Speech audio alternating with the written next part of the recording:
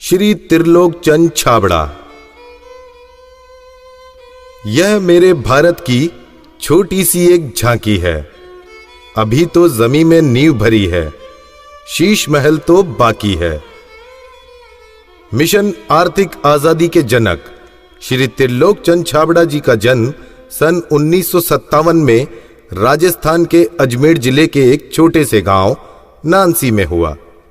पिता मोहनलाल जी गांव में एक छोटा सा जनरल स्टोर चलाते थे। माता धापू देवी गृहिणी थी। 6 भाई बहनों में से श्री टी.सी. छाबड़ा जी तीसरे नंबर के पुत्र हैं। अपनी प्रारंभिक शिक्षा इन्होंने अपने गांव में और उच्च शिक्षा जयपुर में पूरी की। विलक्षण प्रतिभा के धनी श्री त्रिलोक चंद छाबड़ा जी सफल व्यवसायी के साथ साथ एक संगीतकार, गीतकार, लेखक और एक अच्छे वक्ता भी हैं। मेरी शादी बचपन में जल्दी हो गई थी और 77 में हुई और बहुत ही सरल और स्वभाव के और अच्छे स्वभाव के मुझे मेरे हस्बैंड मिले। हम एक भिलवाड़ा आए और फिर 2000 में ये जो सिस्टम है आरसीएम चालू किया। आई वॉज 18 ईयर्स जब आरसीएम की शुरुआत हुई और हमारे सामने ये सब चीज़ें हो रही थी जब हम एजुकेशन में थे और हमारे पापा ने बिज़नेस स्टार्ट किया था और वो शुरू से बहुत ही सिंपल पर्सन रहे, तो उनका जो स्टाइल ऑफ बिज़नेस था वो भी बहुत सिंपल था। But at the same time वो ये जो उनका एक प्रिंसिपल है कि things should be in a very organised manner. Trilok Chand Chhabra ji को मैं लगभग पिछले 27 सालों से जानता हूँ और उनके सानिध्य में मैंने काम भी किया है। छाबड़ा जी की जो सबसे पहली क्वालिटी है कि या तो लोगों पे जिन लोगों पे भी जो विश्वास करते हैं उन लोगों पर पूरा बिलीव करते हैं, और दूसरे उनकी जो क्वालिटी है कि वो किसी काम को करने की जब ठान लेते हैं तो उस काम को किसी भी हालात में उसको पूरा करते हैं। जब ये चालू किया था आरसीएम, उससे कुछ समय पहले कुछ सिस्टम यहाँ हिंदुस्तान में चलते थे जो जानकारी में आए, तो एक दिमाग में पता नहीं एकदम विचार से आया कि ये तो बड़ा सुंदर सिस्टम है। अगर हम इसमें नॉर्मल प्रोडक्ट जो हमारे रोज़ उपयोग होते हैं वैसे प्रोडक्ट लाकर अगर करें तो ये तो देश के लिए बहुत अच्छा सिस्टम है, बहुत सारे लोगों को इसका लाभ मिल सकता है। और उसके बाद एक ऐसा विचार जो अंदर पैदा हुआ तो उस विचार ने मुझे कभी रुकने ही नहीं दिया। टी.सी. छाबड़ा जी को मैं पिछले 25 सालों से जानता हूं और उनके सानिध्य में मैंने काम भी किया हुआ है।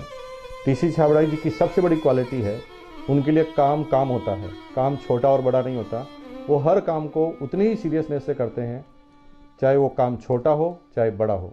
मुझे याद है जब आरसीएम की सबसे पहली मीटिंग हुई थी, एकदम फर्स्ट मीटिंग, मैं उस मीटिंग में प्रेजेंट थी और वो एक पेड़ के नीचे बाहर मीटिंग हुई थी जहाँ पे मुश्किल से शायद 20 लोग बैठे होंगे। क्या मालूम, इनसे पहली बार मिलते ही मुझे लगा कि कुछ विशेष व्यक्ति है जो बोल दिया एक बार फिर वो याद है, वो एक कंप्यूटराइज काम हो गया। मेरी एक नेचर है कि मुझे अगर कोई चीज़ अच्छे से समझ में आ गई, मैं कन्विंस हूँ कि हाँ ये ज़िंदगी में सही है या ये काम सही है, तो मैं फिर किसी के रोके रुकता नहीं हूँ। तो आरसीएम की भी यही कहानी है। शुरू में सबने मना किया, परिवार वालों ने भी मना किया, दोस्तों ने भी मना किया, बहुत सारी चीज़ें भी हुई, लेकिन मैं कन्विंस था, मुझे समझ में आ गया था कि ये सिस्टम है, इसको देश को इसकी ज़रूरत है, आम आदमी की ज़रूरत है। वो हमेशा एक ही चीज़ बोलते हैं लाइफ में कि चाहे दुनिया कहीं पे भी कुछ भी कर रही हो, चाहे पूरी दुनिया भी अगर वो चीज़ कर रही है और अगर वो गलत है तो हमको उसका साथ नहीं देना चाहिए, हमको हमेशा सही चीज़ ही करनी चाहिए। जो उन्होंने अपने जबान से कहा उसको उन्होंने पूरा किया।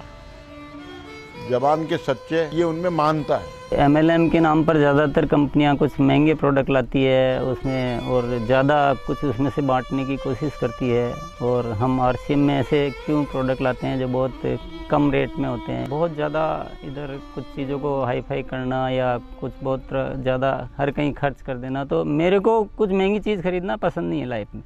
तो मेरे को जो पसंद नहीं है मैं बेच कैसे सकता हूँ। हमारा हिंदुस्तान का मिशन मंगल इसका एक बहुत बढ़िया उदाहरण है कि उन्होंने उस पर्टिकुलर बजट में उनको बनाने की सोचा तो उन्होंने वो चीज़ बना कर दी। ये कोई भी वादा करते हैं वो पूरा करते हैं, और इन्होंने जो सोच लिया कि मुझे ये काम करना है वो करके रहते हैं, और इन्होंने जो भी सोचा ईमानदारी से कर रहे हैं पूरा।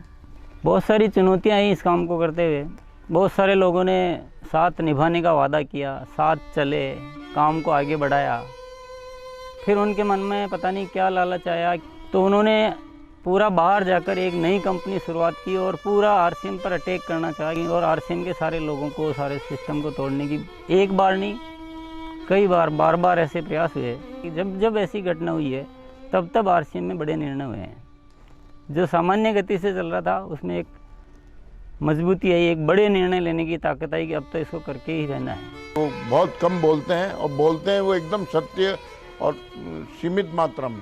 डायरेक्ट सेलिंग सिस्टम में एक बहुत बड़ी बात सीखने को मिली कि लोगों को कभी भी आप ओवर कमिटमेंट मत करो। 2011 में जो हमारे साथ में ये गवर्नमेंट का हुआ, उसमें बहुत अलग हमारे पर इफ़ेक्ट हुआ उस चीज़ का कि ये भी होता है क्या लाइफ में ऐसा।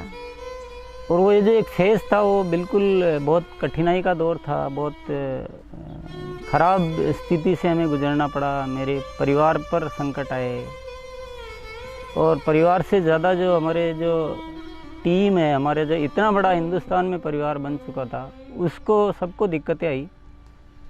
लेकिन एक मन में विश्वास था कि आखिर जो सत्य वो तो सामने आएगा। ऐसा ट्रैजिक पीरियड आया था कि पूरी दुनिया ने ही बोल सकते साथ छोड़ दिया।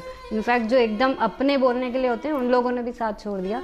लेकिन पापा की वो जो हिम्मत थी, और जब भी हमने उसके बाद या उस दौरान जब भी हमको मौका मिला उनसे बात करने का, उन्होंने एक ही चीज़ बस हमको बोली थी कि सब कुछ ठीक होगा क्योंकि हमने कुछ गलत नहीं किया किसी के साथ। हमारे जो आरसीएम परिवार है उनका इतना विश्वास था कि उन्होंने 1 साल इंतज़ार किया और पूरा डटे रहे।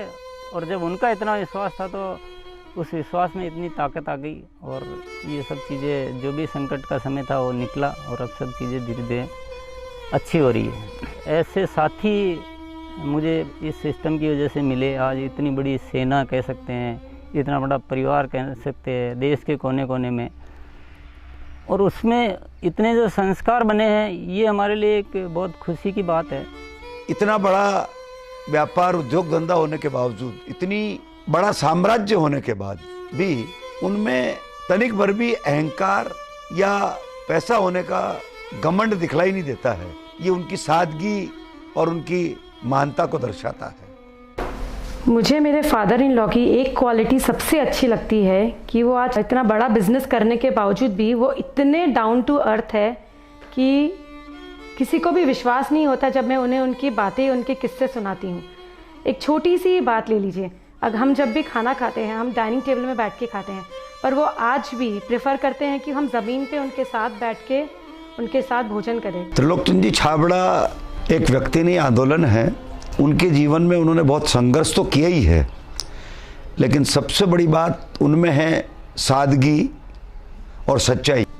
आरसीएम की शुरुआत से ही मैं काम कर रहा हूं, और जब आरसीएम बिजनेस की शुरुआत हुई थी तो टीसी छाबड़ा जी की एक सोच थी कि दुनिया में जो कंपनियां आती हैं मल्टी लेवल मार्केटिंग में, वो बड़ी बड़ी और महंगे महंगे प्रोडक्ट लेकर आती है। और टीसी छाबड़ा जी की सोच थी कि मैं एक ऐसी कंपनी की स्थापना करूं जो इस तरह के प्रोडक्ट बनाए जो इंडियन रेट में हो, इंडियन कल्चर में हो, इंडियन मेंटालिटी को सूट करते हो, और आम आदमी उस बिजनेस को कर सके, आम आदमी अपने जीवन को बदल सके। 2016 में इसकी गाइडलाइन जारी की गई भारत सरकार द्वारा। उसके बाद से इसमें काफ़ी स्पष्टता आ चुकी है। उसके बाद हमने पूरे सिस्टम सेट किए, हमने पूरे टेक्नीशियंस सेट किए, हमने लेबोरेटरी सेट की, और इतना बड़ा सेटअप हो चुका है कि आज हमारे आरसीएम की प्रोडक्ट रेंज में करीब 400 प्रोडक्ट शामिल हो चुके हैं और आगे ये श्रृंखला चालू है। आरसीएम क्यों अपनी ओन मैन्युफैक्चरिंग इकाइयाँ स्थापित करता है या अपना सेटअप क्यों लगाता है, इसके पीछे जो मुख्य कारण है कि आरसीएम ने अपने प्रोडक्ट डेवलपमेंट में 4 कमिटमेंट कर रखे हैं कि ये चारों चीज़ें हमेशा रहेगी। पहली चीज़ है प्रोडक्ट उपयोगी होंगे, दूसरा स्वास्थ्य के लिए अच्छे होंगे, क्वालिटी नंबर 1 होगी और रेट बहुत रीजनेबल होगी। आरसीएम हमेशा उसके लिए कमिटेड है और इसीलिए इतनी सारी इकाइयाँ स्थापित की गई है और नए प्रोजेक्ट प्लानिंग में है। फर्स्ट ईयर था उस समय 21 करोड़ का टोटल टर्नओवर हुआ था और हाईएस्ट टर्नओवर जो है आरसीएम का वो 1750 करोड़ तक एक साल का हो चुका है। अच्छी बात ये कि हर साल 30% ग्रोथ हो रही है, इसलिए 5-6 सालों से मेंटेन ग्रोथ है। अपनी तरफ से पूरी कोशिश ये रहेगी कि कोई भी कमी किसी भी तरह की हमारी तरफ से नहीं रहेगी कि इस काम को एक बहुत ऊंचे मुकाम पर पहुंचाना है और जब लाखों लोगों के जीवन में अगर हमारे इस छोटे से प्रयास की वजह से अगर थोड़ा भी हम कुछ योगदान कर सकते हैं, ये हमारे लिए बहुत गर्व की बात है। मेरा गोल जो है वो ये है कि आज अपन इस RCM को हिंदुस्तान में नहीं बल्कि कुछ ऐसा करेंगे कि पूरे विश्व में इसका बहुत बड़ा नाम हो। तो आइए सदी के इस महापुरुष, आर्थिक आजादी के जनक, लाखों लोगों के प्रेरणा स्रोत श्री त्रिलोक चंद जी छाबड़ा को हम सब खड़े होकर जोरदार तालियों की गड़गड़ाहट के साथ ओजस्वी उद्बोधन के लिए आमंत्रित करते हैं।